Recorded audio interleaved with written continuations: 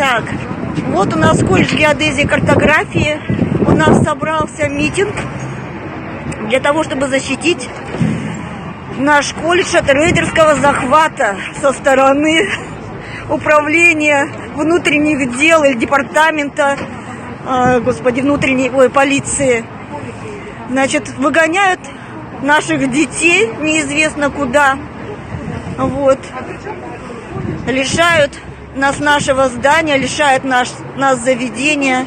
Как можно историческое здание? Мы выпустили за 75 лет миллионы, может быть, миллионы выпускников, которые не только в Казахстане, и в Советском Союзе, и за границей, и везде. Мы в свое время, в советское время, я заканчивала в 91 году, нас распределяли и в Кыргызстан, и в Россию, и в Туркменистан, и везде. И сейчас остаются столько выпускников без ничего и без никого, без учебного заведения. Единственный, который в Казахстане, и никто не может защитить, мы приходится своими силами защищать.